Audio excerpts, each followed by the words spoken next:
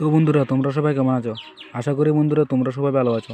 আজকে তোমাদের জন্য সাপের এঁটুলি দিয়ে বশীকরণ নিয়ে এসেছি। তো এই সাপের এঁটুলি দিয়ে বশীকরণটি কিভাবে প্রয়োগ করবেন।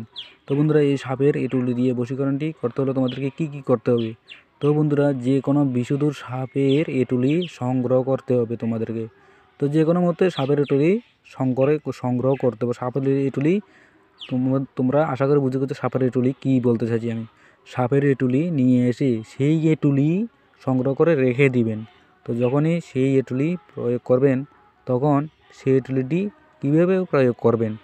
তো সাপের এঁটুলি নিয়ে এসে সেই এঁটুলিকে ভূজ্যপত্রে মুড়িয়ে রূপোর তাবিজে ভরতে হবে। রূপোর তাবিজে ভরে এঁটুলিটি রূপোর তাবিজে ভূজ্যপত্রতে মুড়িয়ে একদমে এঁটুলিটি ভরিয়ে তাবিজে একদমে ঢুকিয়ে মোম দিয়ে রূপোর তাবিজের মুখটি আটকে দিতে হবে।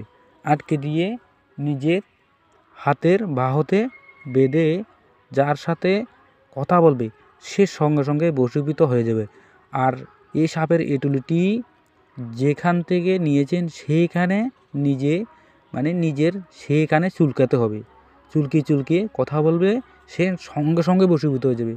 তো বন্ধুরা, এই বশীকরণটি দেখতে পাচ্ছ, এই বশীকরণটি আমি নিজেই প্রয়োগ করি। এখনও আমি নিজেই এই বশীকরণটি প্রয়োগ করি। তো তোমরাও করো, আমি গ্যারান্টি দিচ্ছি তোমাদেরকে কাজ হবে।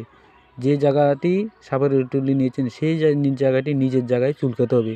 চুলকি কথা বললে সে বশীভূত হয়ে যাবে। যে কোনো এটি সর্বজন্য বশীকরণ বলতে পারেন এই সাপের এঁটুলি দিয়ে বশীকরণটি।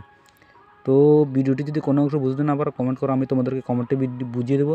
আর এমনই সব ভিডিও পেতে তোমরা চ্যানেলটি সাবস্ক্রাইব করে পাশে থাকা বেল আইকনটি অল প্রেস করে দাও পরবর্তী ভিডিওর জন্য।